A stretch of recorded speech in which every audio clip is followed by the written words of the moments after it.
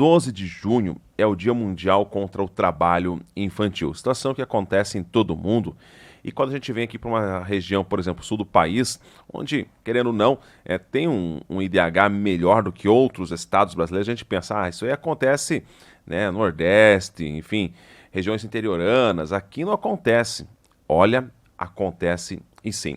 O Dr. Carlos Eduardo Maccioli Coccani esteve participando essa semana de uma live aí então do EJUD, que é a Escola Judicial do Estado do Paraná, junto ao Tribunal de Justiça do Estado, juntamente com outras profissionais. Participando esteve a doutora Margarete Matos de Carvalho, a Caterine Volkov, também a doutora Noeli Salete Tavares Rebac, e teve a participação do Dr. Carlos Eduardo Maccioli Coccani, falando sobre, então, o trabalho infantil e de situações que acontecem aqui em nossa região, nossa realidade, onde pensamos, aqui não acontece isso.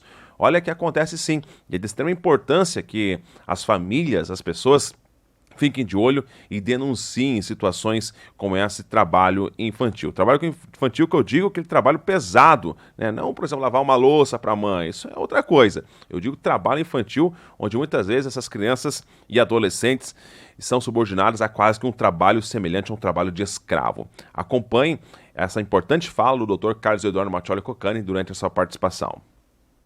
Mas me ressalta aqui a questão da responsabilidade de toda a sociedade, que nessa data em que se traz à luz esse grave problema que assola as nossas crianças em todas as localidades de nosso país, e particularmente aqui do nosso estado do Paraná, que possamos refletir o que podemos fazer de diferente daquilo que já promovemos. Como podemos cumprir o que traz o nosso texto constitucional como obrigação de todas e de todos. É um dever que nós, claro, que militamos diretamente em todas as demandas que passam por nossas mãos como promotores de serviços judiciários na área da criança e adolescente, temos, claro, essa obrigação, esse dever de maneira ainda mais sublime.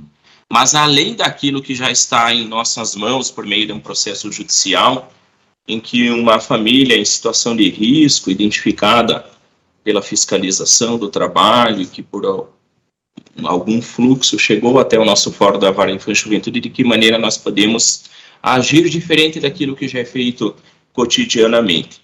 Porque sabemos também, e faço aqui a meia-culpa, via sistema judiciário, sabemos que o Poder Judiciário, a Justiça, pode também promover de uma maneira mais qualificada o atendimento dessas demandas, especialmente de maneira mais célere, porque não se pode esperar, o tempo passa, cada ano, cada dia, cada semana, a criança já não é mais a mesma de uma semana atrás. E nesse contexto também me vem a lembrança, a menção que fiz alguns dias atrás, quando estávamos reunidos em Guaratuba, da necessidade de que, mais do que a promoção dos nossos trabalhos cotidianos, possamos reformatar a atuação daquilo que promovemos, especialmente na identificação de pouco resultado útil para quem pouco ou quase nada pode fazer para mudar essa sistemática, que são as crianças diretamente envolvidas. E me recordo também, quando estivemos reunidos, os juízes da criança e adolescente, na nossa sede litorânea, num evento para reflexão sobre essas questões sensíveis, de uma fala do desembargador, já aposentado na Aline, em São Paulo, quando ele fala do juiz ético e fala especialmente também da necessidade de que nós possamos ter mais juízes rebeldes. Mais do que isso, ele fala em juízes rebeldes, revoltados, teimosos e desobedientes. Rebeldes com causa, revoltados com a justiça, desobediente em relação a regras superadas, formalismos estéreis, preconceitos alimentados pelo arcaísmo, ausência de celeridade, teimosos em reformar o mundo. E me parece que essa chamada de atenção que o desembargador Naline fez em uma de suas obras, quando faz um olhar os profissionais que executam os serviços judiciários pelo exercício da magistratura, nos traz essa reflexão de grande importância nessa data em particular. Caminhando para o fecho da minha fala, hoje é um dia aqui de rápidas reflexões, eu me recordo aqui de alguns atendimentos que temos num um dos 38 projetos de cidadania, como bem lembrou a doutora Luciana, que cuida da evasão escolar, como bem lembrou a doutora Margarete. E nós identificamos particularmente aqui o trabalho infantil no nosso projeto, que é o mais antigo de todos eles, tem 14 anos de execução aqui já na comarca da Vitória, chama-se Projeto de Combate à Evasão Escolar. E no atendimento das famílias, na busca ativa, que há participação, inclusive, direta do Poder Judiciário local, os casos mais horrorosos aparecem aqui perante as nossas mãos, as nossas mesas, os nossos olhares. Eu participo diretamente desses atendimentos, eu não apenas delibero, mas eu vou à linha de frente, em conjunto com a rede de proteção. Hoje mesmo estive em 2 escolas com crianças menorzinhas, e uma delas, a doutora Noeli, ao atendê-la, no final eu oferto espaço de escuta, e um menino de 11 anos, ele veio me relatar que ele já está trabalhando na propriedade do seu pai. Essa escola fica num bairro aqui que é um pouco mais distante do centro, e quase todas as crianças que lá estudam, elas são provenientes de comunidades rurais já do entorno aqui do União da Vitória, se deslocam ali para essa escola municipal. E, então, hoje mesmo eu presenciei um menino de 11 anos falando já do exercício do trabalho de uma maneira bastante penosa, inclusive. E me recordo também de algumas situações aí nos últimos anos, quando, por exemplo, a doutora Margarete, mais do que o trabalho infantil, identificamos também o trabalho similar à condição, inclusive a tipificação criminal, condição análoga de escravo. Certa vez atendia um pai muito humilde, e foi num dia frio, de chinelo, assim, provavelmente porque tem pouco sapato, ou só utiliza lá na hora do trabalho, até para não gastar à toa ali o sapato, um dia frio de inverno, como vai fazer agora nesse fim de semana, então falando em temperaturas negativas, né? Uma blusa fina, barba por fazer, aparentando quase 2 décadas a mais do que a idade real que ele efetivamente tem em tempo de vida.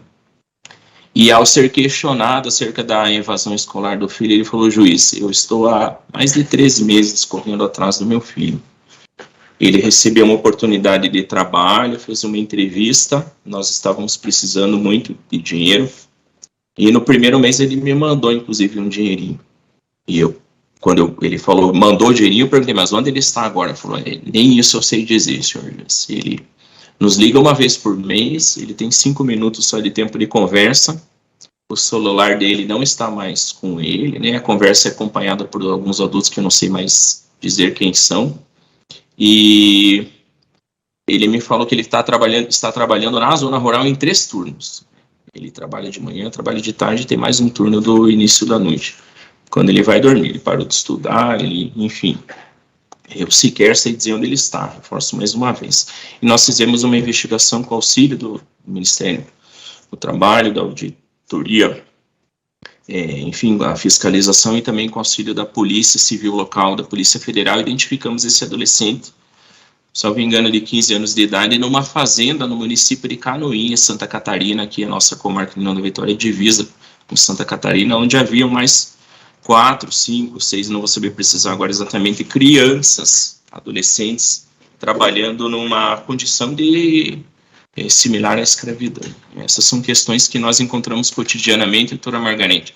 E o nosso projeto busca, nessa reflexão, fechando aqui a minha linha de raciocínio, reflexão que busco causar, de alguma maneira, a todos e a todos que acompanham aqui, seja ao vivo ou na gravação, aquilo que eu posso fazer de diferente como juiz de direito, não apenas esperando que os processos judiciais cheguem até nós, lá na frente com uma dificuldade muito grande de resolução, mas indo até a linha de frente, se colocando à disposição da rede de proteção, da fiscalização, do trabalho, enfim, identificando situações as mais sensíveis que inevitavelmente vão causar a busca do trabalho por pequenas crianças e adolescentes.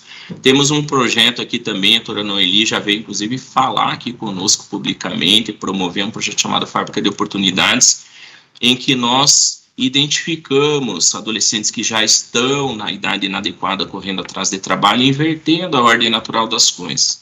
além de segurar ali no ambiente escolar, incentivar, que pese todas as dificuldades, a doutora Margarete muito bem observou, o sistema de ensino que não atende mais a geração de crianças e adolescentes dos dias atuais, não fecha mais aquilo que os alunas esperam com o que é promovido pelo sistema de educação, trazendo elementos para que eles reflitam acerca da importância da permanência na escola e aí, de repente, trabalhando com a orientação vocacional, alguma coisa que não, nem de perto nem de longe, caracteriza as ilegalidades que não podemos jamais promover.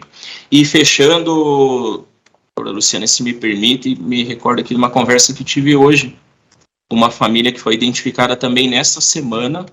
Houve já uma busca ativa com insucesso pela rede de proteção, conselho tutelar, pela própria escola, de localização dessa família.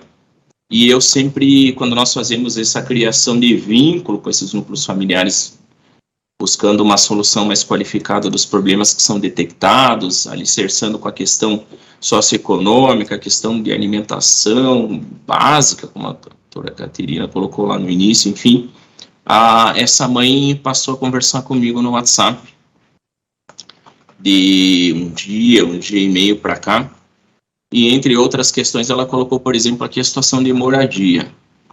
E lendo de forma precisa aqui as palavras que ela utilizou, eles estão dormindo de maneira improvisada nos fundos de terreno, ali numa espécie de meia-água, que é um barraco, na verdade, aonde chove para dentro e tudo mais. E ela consta aqui que nessa noite ficou impossível, doutor. A gente está correndo perigo. Falaram que o aluguel social vai demorar mais 15 dias para ficar pronto. Já tem uma deliberação judicial minha, doutora Noeli, naqueles processos de verificação de situação de risco para o pagamento de aluguel social para essa família, para que eles saiam daquela situação de penúria. E ela consta aqui que os ratos são enormes. Sobem em cima da mesa, sobem em cima da cama. Quando estamos dormindo, começam a passar por cima do nosso corpo, estão bicando meus filhos. Um horror. Ela escrevendo, inclusive, com português aqui bem correto. Eles comeram até minha máquina de lavar roupas que fica no banheiro. Roeram o piso do banheiro. Nunca vi. Essa noite foi terrível. Ninguém conseguiu dormir. Enfim, aqui um registro de uma família que, inevitavelmente, são crianças ainda pequenas, se não for acolhida o mais rápido possível, eles já vão dormir. Ressalto aqui essa noite, na casa que foi alugada pela prefeitura, quando após uma intervenção jamais direta, inclusive diretamente com o prefeito do município, se acelerou a burocracia que estava travando o aluguel social. É o público do trabalho infantil daqui a 6 meses, daqui a 1 ano, daqui a 2 anos,